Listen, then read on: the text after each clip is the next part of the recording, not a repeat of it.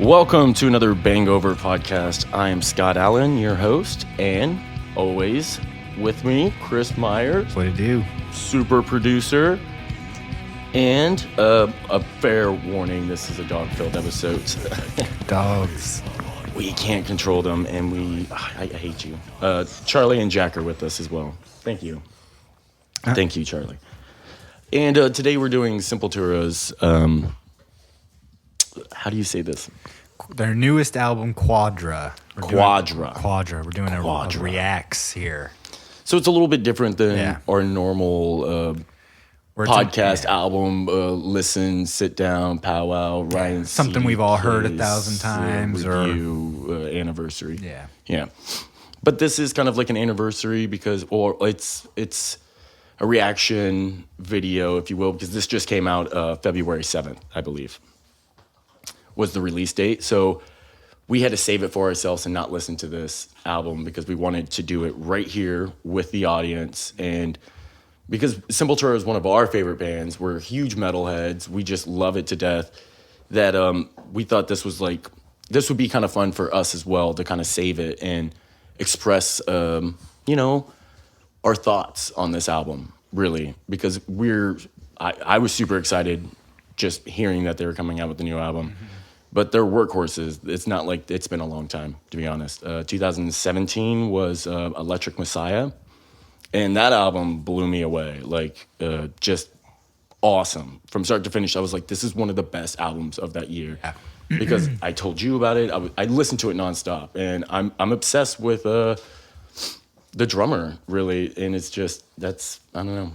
The new drummer adds a lot of life into it. Oh yeah, definitely. Yeah. He's just killing it. Yeah. I mean, he's got big shoes to fill. So it's destroying it. So this album was broken up in 4 parts by them. Yeah. So it's a bit of a concept album, if you will. The way they described it was this is a 4-part, not really a concept, but I guess 4 parts in the way it was influenced and written. So you got your first part, which is influenced by the old school thrash albums like Beneath the Remains and Arise, and they used to listen to bands in the scenes of like Germany and the Bay Area. So like old thrash bands of that, of that type. And that's going to be the first part, or the first quarter of the album. It goes into the second quarter, which is more influenced by Roots and the Against era, and they incorporated more percussion and tribal elements. And then part 3 would be your instrumental inspiration. So it's got it's like when they did Inquisition Symphony on Schizophrenia, or Iceberg Dances on Machine Messiah. Yeah, that's how it was explained to me when I did a little bit, of research about this. I wanted to keep it very reaction. Same here. And the last part of the album is about melody. So especially in the vocals, they add a female guest singer on the last song, and it's a little bit of everything that Sepultura has done with the energy and attitude of today. And so this was pulled. All of this information was pulled from Apple Music, and it's Adrius actually wrote the review. writing all of these little tidbits, and he actually went in and wrote excerpts for each song explaining them, and so we'll kind of go through that too, just to get a first-hand account of what's going on in the songs from somebody who's playing them. Apologies, y'all, for this. Oh yeah, this is a cute little doggy. English bulldog that's about to get strangled to death. I'm about to break its neck. Chris, put it on isolation. So we're gonna start with the first quarter. The first quarter of the album, which is the old school thrash kind of. And what we wanted to do, we just like our album anniversary episodes, we pick one. We would love to play the entire album, but that would just be the entire episode. It would be that. I have a feeling Isolation is the pick because, it's the single. It's the first song they wrote on the album. The first song they wrote for the album, and it's a good lead up. But it was very hard to pick between these songs because these first 3 are just monstrous. And so, as you explained in the first part of this first part of the album very thrash metal. Yeah. We're getting back to those old school roots, if you will. Not the album roots, but like their old writing school roots. thrash metal Influential roots. roots. If anyone a fan, obviously you clicked on this episode, you're a fan of Sepultura, maybe just knowing or learning about Sepultura for the first time, Beneath the Remains is just ungodly of an album. Like from start to finish, that thing just destroys. And like we were saying, that's what it reminds us of Arise. And then just, again, it's not the same, but it's back to where we started, because every one of these bands started as a thrash metal band, but turned into something else, you know? So let's get Isolation so I can kill this dog real quick. Because, get into it.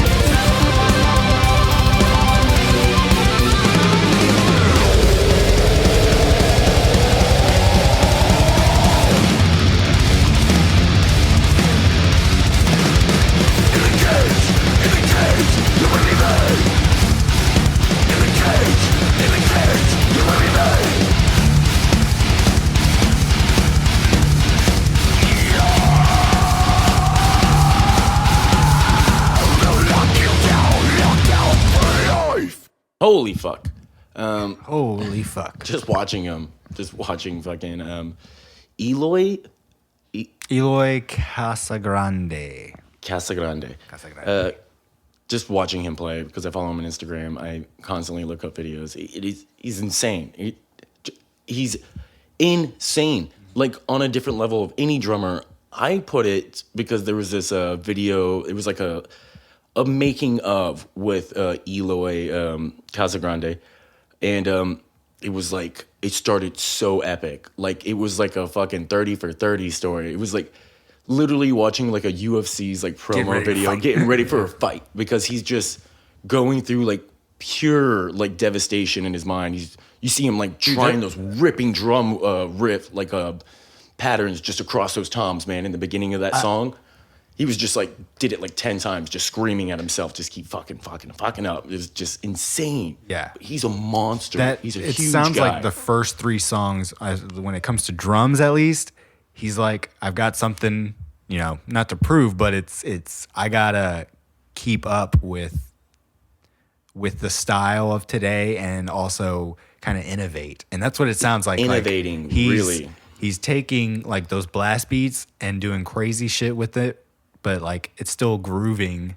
You know what I mean? Yeah. And like, I don't know, that song, Isolation, had that happening where he's doing crazy snare shit. Second song, Means to an End, he's doing crazy stuff on the hi-hat where it's like quick.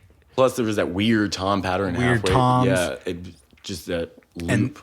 And then and then the last song for Last Time with the drums, that was, really crazy too. It seemed like he was just keeping it up and up. Same with the guitar. Song, it almost like got crazier than the one before it, in a way. And I hope I'm wrong, but don't we just want like the 4th song to just keep going with us a little bit? Well, this 4th song, I think we're gonna get into the roots. I do. I'm waiting for that. Okay. But coming back to that making of with Eloy, he was just screaming at himself, trying it over and over again, just sweating bullets. And the producer's like, maybe I should go in there and tell him like, you shouldn't be so hard on yourself. You shouldn't push yourself like that. But then again, he's like literally doing something that maybe hasn't been done on this level before. It definitely has been done before, but this is innovating. Exactly. Like, how drums are played. This is the next step. Like, dude, I love fucking Igor. Like, to death.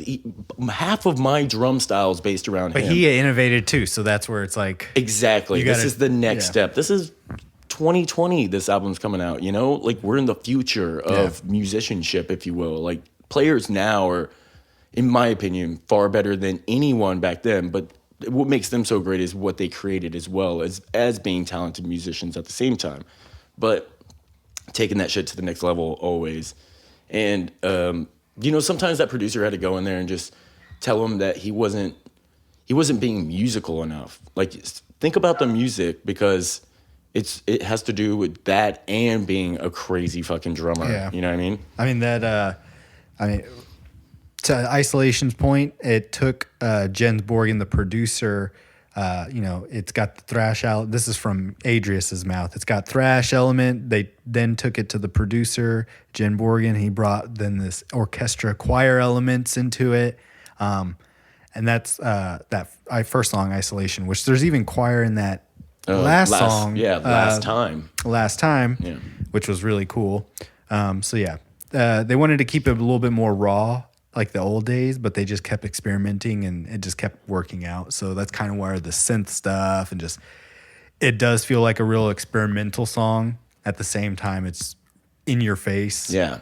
And the last album, Machine Messiah, a lot of those elements were there, like adding keyboard for the first time in these like crazy thrash metal parts, if you will. Yeah. And Means to an End, that started as a drum loop that Eloy sent over to Adrius, and then he said it's a very powerful, very aggressive, and difficult rhythm track, and it was a big challenge for him to record and even write that song, because it's very crazy tempo but it has good atmosphere. And I was thinking of start writing the song that way with the drums and the guitars, making it really something together. So writing it where the drummer brings a drum loop to him and then he has to write a riff over. He was commenting that they wrote Territory like that back in the day. That makes sense. How Territory starts is with that drum beat. Yeah. And it's then so iconic. Simple Nation was also written like that. I can see that too. I listened to Simple Nation quite a bit. So it's the album and the song. This song was written with the drums first. It wasn't maybe Adrius writing a riff. It was the drummer sent a drum loop to him. He wrote the idea. Inspired him to make up on the spot. And Adrius said he likes that. He likes being pushed by different drummers to see who comes up with what. Like it kind of keeps him on his toes, keeps him fresh. Yeah, you know what I mean? Doing the same thing all the Exactly. time, breaking up the monotony of every musician falls into, where you just, God damn it, I keep doing the same thing over and over again. It's hard to break habits like that. Last time, he said, this was a very difficult song to finish because throughout the whole process, I did so many edits and threw away a bunch of things, brought riffs back, changed parts around. It was very intense, but necessary progress because as you hear in the song, it's very chaotic, which we were talking about it. But that was probably one of my favorites too, was that last one. I know. Because it sounds like some old school riffs are everywhere. And there's so schizophrenia many different shit, There's so many different paths that could have taken, or like combinations of these riffs, or a pattern. How do you settle on something when it's this crazy? There's so many parts. Listen to this. The intention was to really close this first part of the album with a more schizophrenia atmosphere. Okay. There you go. Except this time, they tune their guitars. And the song talks about addiction to drugs or video games or sex or anything. It's not a pretty situation for anyone who goes through something like that. So Wait, the song is about that? the song is about addiction.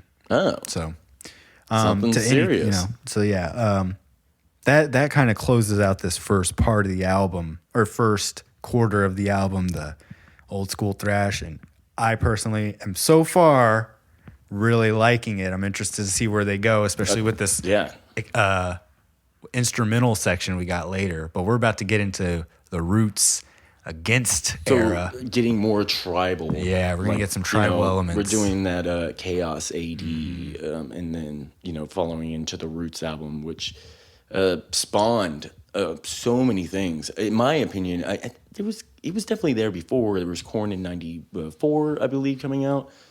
But taking that, they always say, this is what kind of started the new metal. The new metal, yeah. So I'm interested to see what the tribal elements into thrash metal added a lot more groove in there, and a lot softer patterns, tuning down to B as well, and kind of if you're not in E, you don't have that sharpness to your riff. The E sharpness. the songs weren't as solos, chaotic.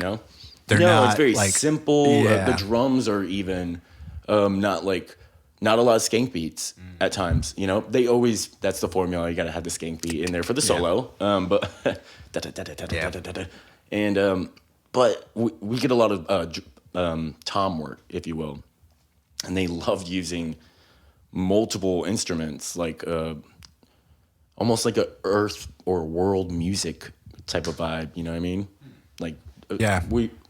We've seen him bring that bow. They always even when they do What is that live thing? stuff, it's they have a whole fucking orchestra of drums come out. Rahatna. Dude, that was an army of people recording that song. There was even a guy in there just making noises with his mouth. Yeah. Maybe there were lyrics. I don't know. Well, let's get into this. Okay, so this next we're gonna listen to these three in the future. So we're going to listen to we're about to listen to these three, and we're going to come and then back we'll with pick one. Again, we wish we could just play all three and just shut the fuck up for y'all. Yeah, we would just be quiet and play all the songs, but there's no content that. We'll be back. Okay.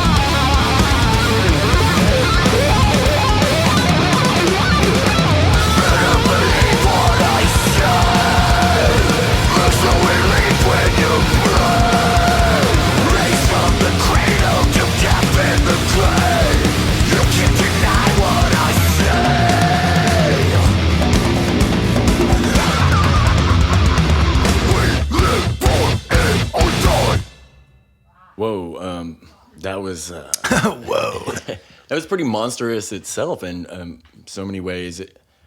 I was like, okay, obviously you guys just listened to that. So this was B song 4 on the track list. Yeah, we but picked, this is the first song in the second stage, or act 2, if you will, of this album.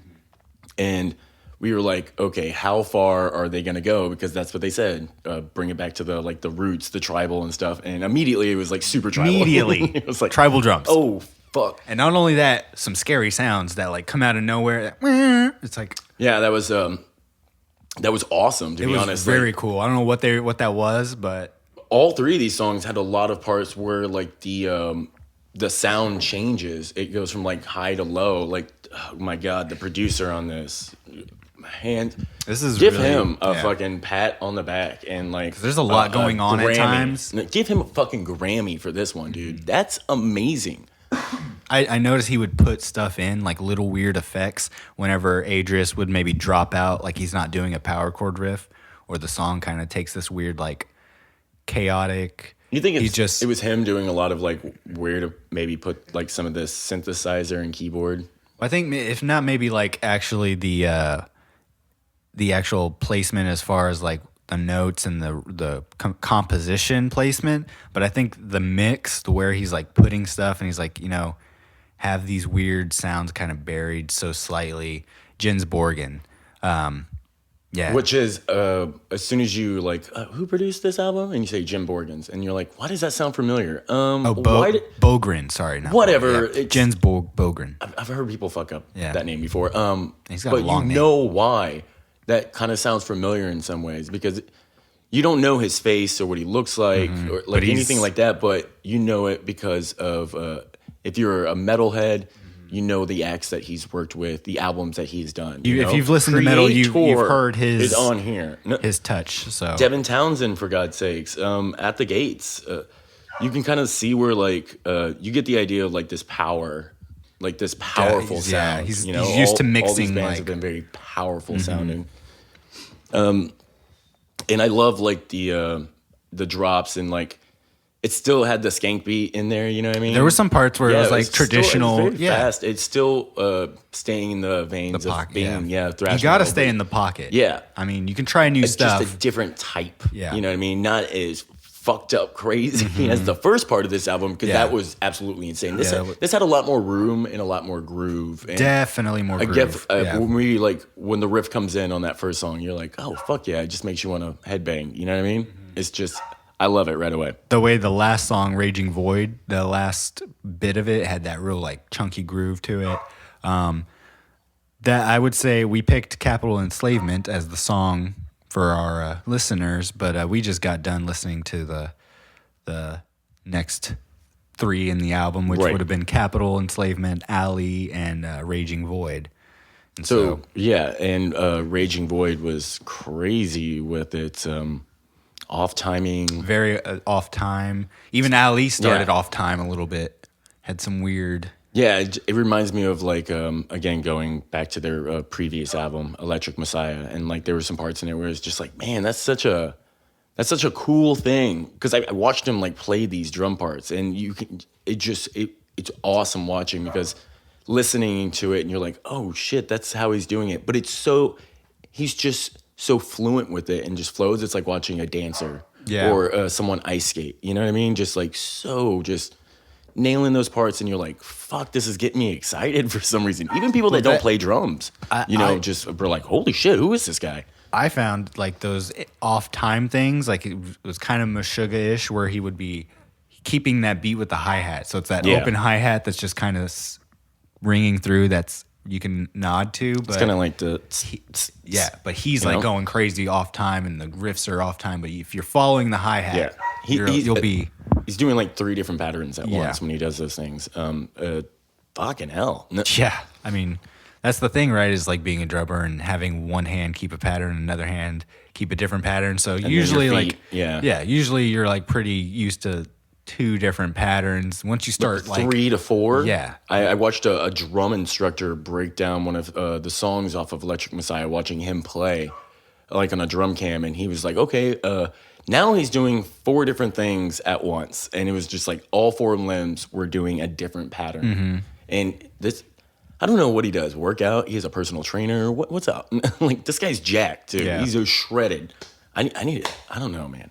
I need to start running more. I'm exhausted just listening and watching him play. I'm like, how do you do it? Yeah.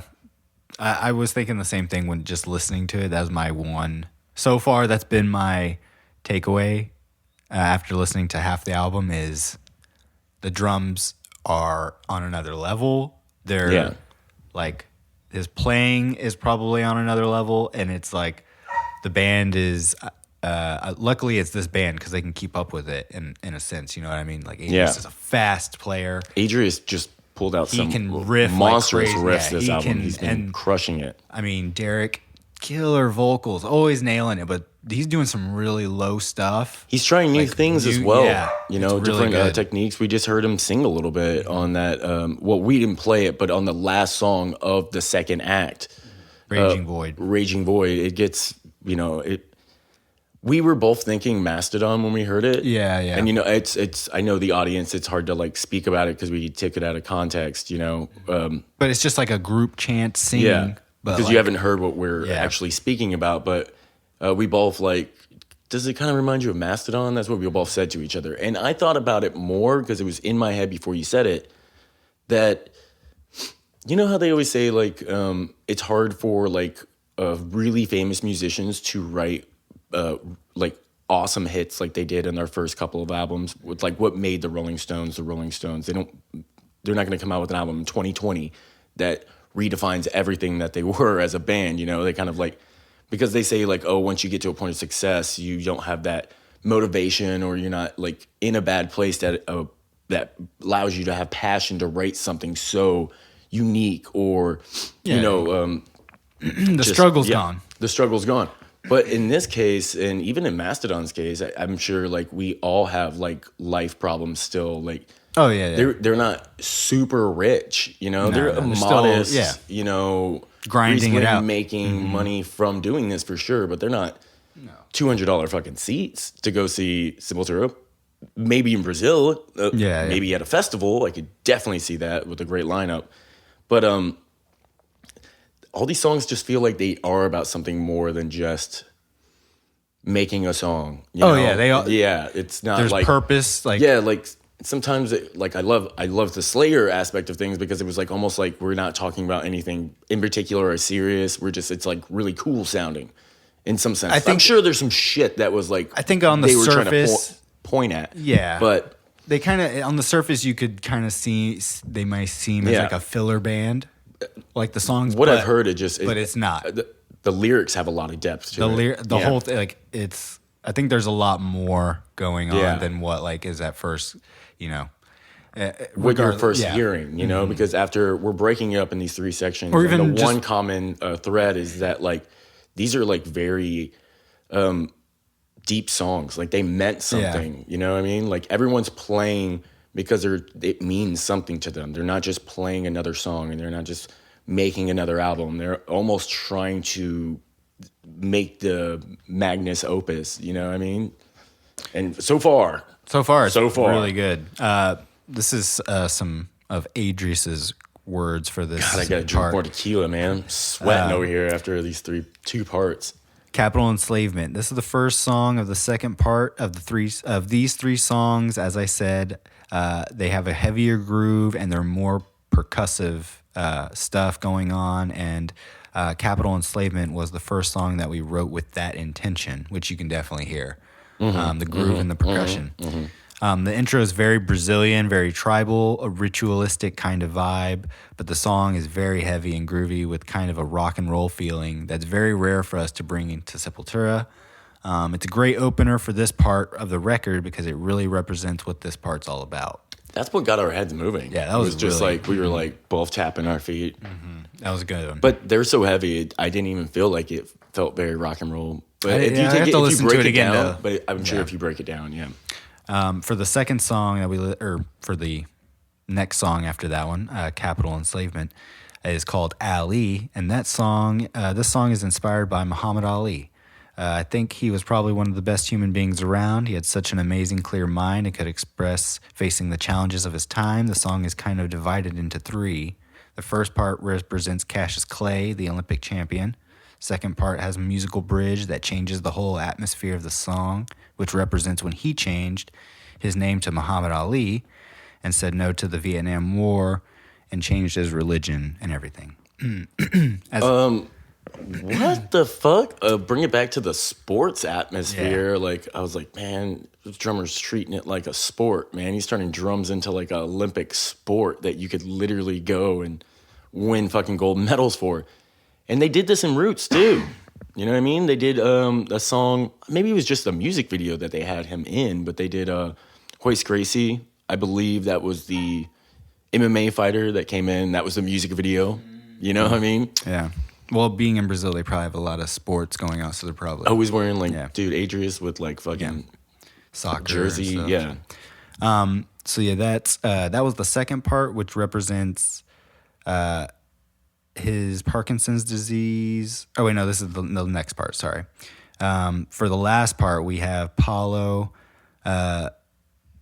Sereno from Babylon's P. He does dub music, which kind of represents Ali's Parkinson's disease, which did not stop him because he was at the Olympic Games holding the torch even with his illness. And that was the it for Ali. And then we go into the next song, which was Raging Void.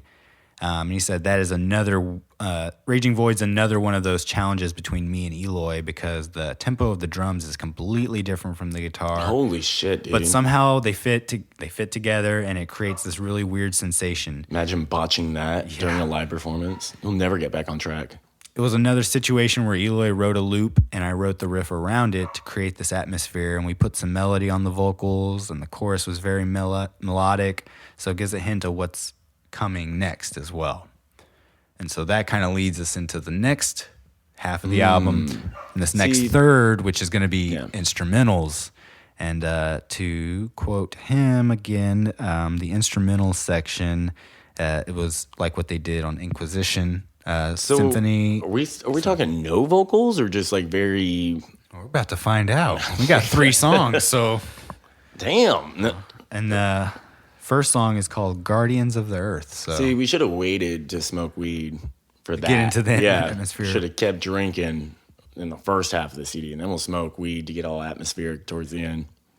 Well, we're gonna dive into these 3. All right, and we'll be back.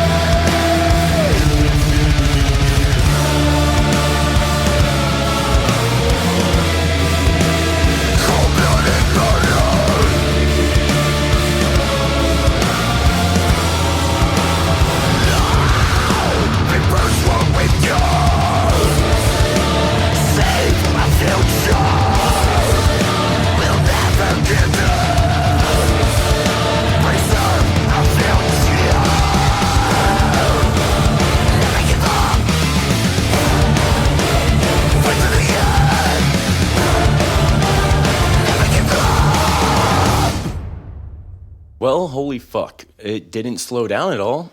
Nope. No. And yeah, exactly. And you were wondering if it was going to be straight instrumentals or some singing instrumentals. Turns out it like was, how far are they going to go with when they said the instrumental part? Adding a lot of instruments is what they meant. And I think like second song. Yeah, definitely that. Second song was just instrumentals, but it's cool to have one of those like on a thrash metal album because you can really go like ham on every part. Yeah. You go ham on every single part of the song because there's nothing to interrupt. You know what I mean? So they had a nice familiar theme that they kept coming back to with like the double kick. It had like that groove.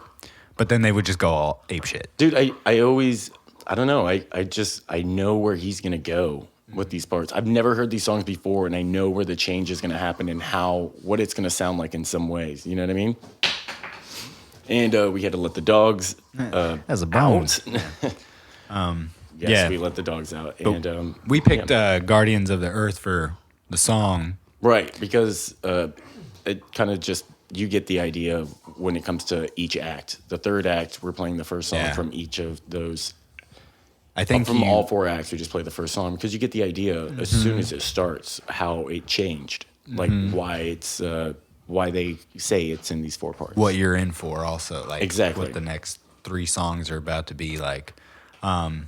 Said this song, that song, Guardians, song opens instrumental part of the album, and I think it's one of the most complex and crazy songs that we've ever did. Musically, I think it's one of our greatest achievements because it brings together all the elements that Sepultura use in a special way. I'm really proud of the guitar lead in this one. It's my humble tribute to Ritchie Blackmore and all the Deep Purple music I love so much. I also put in a lot of acoustic guitar and classical guitar, which was inspired by the iceberg dances, because we had a great time playing that song live. And lyrically, the song talks about the Amazon forest and the Indians losing their territories, especially in Brazil with this government we have. It's a subject we always have to bring to attention to, or at least try to. Because if you didn't know, they were banned from Brazil. Yeah. And I mean, that song in particular is an epic song. It gets crazy. Like you say, like one of their greatest achievements they held it to, like one of their greatest songs they've ever written. That's what they think. Yeah. That is, it sounded very epic. It really did. They're coming here to Austin, April, and we can't wait to see it live. We're both going. But in some ways, it's like, oh my God, I remember one time I was seeing, I can't remember what movie it was, but I was at the Alamo Draft House, and one of the previews in the beginning was for Sepultura in Rio, and they're playing like on top of a building. And I'm like looking around like no one else gives a fuck. Like I'm just like, oh my God, no one cares? And just an army of drummers, you know? And like they've done this before with like a whole orchestra, like playing some of their songs. Like it's like fuck, we're not gonna get that. You know what I mean? We're not gonna get the army of drummers, but the violin I players. mean, it's still gonna sound great, but it's like fuck. I want to see that. I want to see the full like. Those are like one-off theatrical concert that they do. You know? Yeah. Moving on to the second song, which was the one that was actually more instrumental, fully instrumental, no vocals. It's called The Pentagram, and The Pentagram was born and conceived to be an instrumental song, and the idea was to do something in 5/4, hence the pentagram name. Of course, fucking sick. Of course, the upside down pentagram is so common and popular in metal music and black metal, but we used the title because of the time signature. That's pretty dope. Again, it was a challenge, I think. Bassist Paulo Jr. did his best work ever in Sepultura on this track. I think it's an achievement, really, as a trio to present a song like this. And it definitely was, like you were saying, like everyone's shining because it's because there's so many of these instrumental parts. Yeah. And then you're just able, as a musician, to just shine. Yeah. And then the last song we ended with was Autumn. Which is this song started also with an instrumental attitude, but because it has a kind of long intro, which is very percussive, but also very heavy, When the song comes in, it's very death metal orientated with very simple raw riffs that relate to Brazilian rhythm. I think the idea was to try to bring those two worlds together, and Autumn is what we came up with to capture that feeling. Well, yeah, I definitely feel that when you say it. Like, yeah. It's, Again, everything just feels very. You can calm. hear Yes, where it exactly. started as an instrumental. Like these riffs, there maybe isn't. They weren't written with like vocals in mind. They were written to just to be kind of a lot of pieces orchestrated, if you will. It's like an orchestra. Yeah. It's like an orchestra. Yeah, and so that was the first, the third quarter of the album, which was the instrumental part. Which, I mean, I'm still feeling this album is still like excelling. Like it's not. It's getting better. Yeah, so it's not slowing down at all. Exactly. So before me and Chris came in here to record this episode, we went to practice, fucked around with some stuff, but we were just like, I'm feeling very thrash metal-y today. We just grinding on some thrash metal riffs, going back and forth on things, and it was like everything we've been listening to is just like it still stays in the vein of being very groove, of thrash metal or being metal itself. Yeah. There's so many. It sounds beautiful, but there's still a lot of just like devastating like riffs and drums, and vocals will come in and shatter some of those parts as well. And I'm loving every single moment so far. And we're about to get into the last part here, which is it's all about melody with the vocals. There's a female singer on the last song. And again, it's a bit of energy and attitude of everything that they do today. So we'll get into that. And that first song on that part, this last quarter is Quadra, name of the album. So it's shatter into that one. Yeah. All right. So again, listen to this last chunk. Yeah. And bring you our thoughts on it. I'm excited.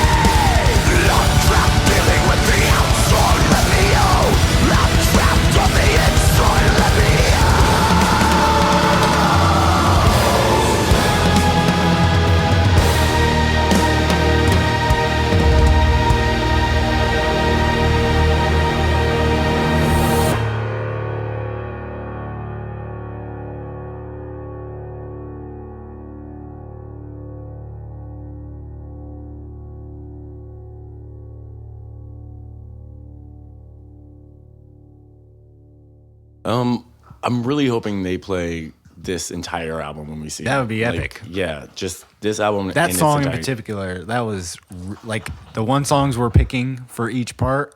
I Yeah. hope they play because these songs we're picking them because they're epitomizing those Yeah, kind of sections, and there's- they're awesome. But the songs that we picked, like, are still like every song on this album is Yes. fan fucking tastic. Everyone that we haven't picked is like, Yeah, we didn't pick the first one on this third part or fourth Yeah. part, Act 4, if you will, because it was kind of like an interlude. yeah, it's like into an this. Yeah, intro, instrumental. Quadra is just Right. kind of some acoustic guitar kind of lead in.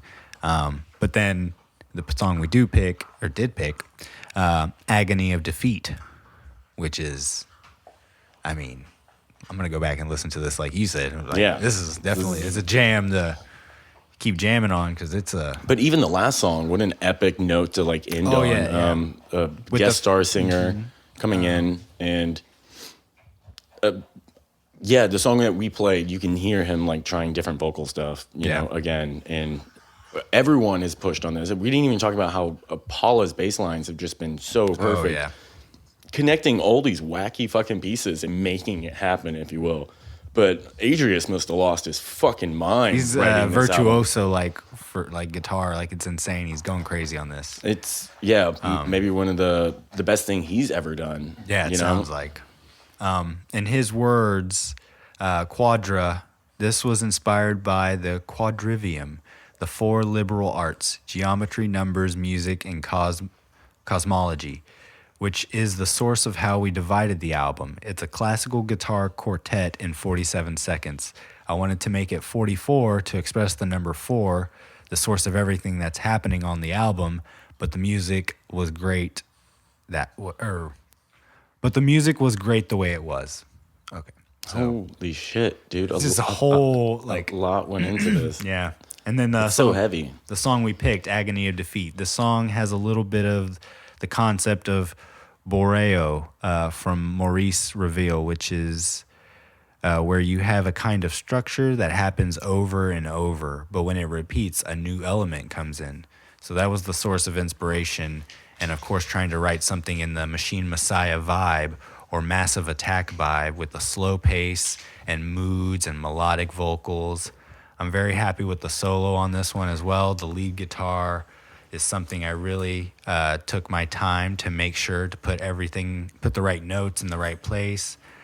Not really improvising or anything like that. And that's the one you can totally tell, like the rhythms and stuff. It's very groovy. The vocals, you hear Derek doing that different stuff. It's very cool. Very operatic. Yeah.